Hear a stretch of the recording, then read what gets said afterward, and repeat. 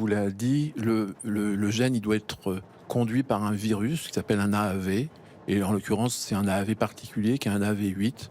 Et pour pouvoir l'injecter, il faut que la personne n'ait pas rencontré au préalable ce virus. Et donc, Kelly, malheureusement, à l'heure actuelle, euh, quand on avait testé dans son sang il y a quelques années, on avait trouvé qu'elle avait rencontré la AV8 et donc on ne peut pas lui injecter. Donc elle est immunisée en fait, Elle a ça ne marcherait pas. Voilà, ça serait rejeté tout de suite. Docteur Ronziti, en revanche, il y a quand même un réel espoir parce qu'un essai va bientôt commencer. Oui, c'est un réel espoir, effectivement. On travaille à Genetton, on travaille sur des approches pour éviter justement cette problématique et donc pour enlever les anticorps, donc pouvoir arriver au foie dans ces cas-là avec nos vecteurs. Oui.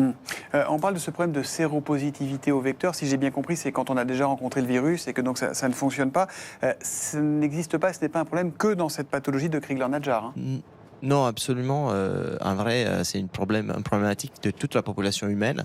Et donc, dans toutes les pathologies rares et non rares, il y aura toujours un pourcentage en fait, des populations qui sera atteinte, qui aura ces anticorps-là, et donc qui ne pourra pas être traité. Mais ça, c'est une marge de progression. On peut espérer que demain, après-demain, grâce à la recherche, on va pouvoir trouver une solution à ça.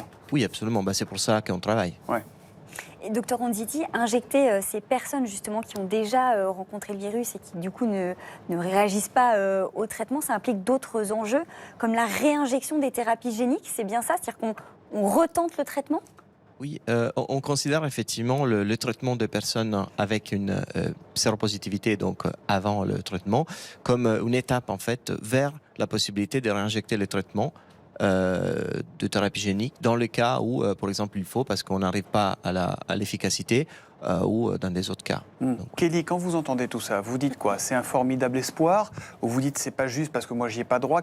Comment on reçoit tout ça? Parce que finalement, le bonheur des autres, il ne doit pas être simple à recevoir non plus pour vous, quoi. Alors moi je me dis quand même ils ont de la chance parce que eux au moins ils ont une vie du coup normale. Après moi j'ai quand même un espoir parce que je sais que les recherches avancent. Donc j'ai quand même un espoir qu'un jour je serai guérie et que j'aurai plus besoin de cette photothérapie.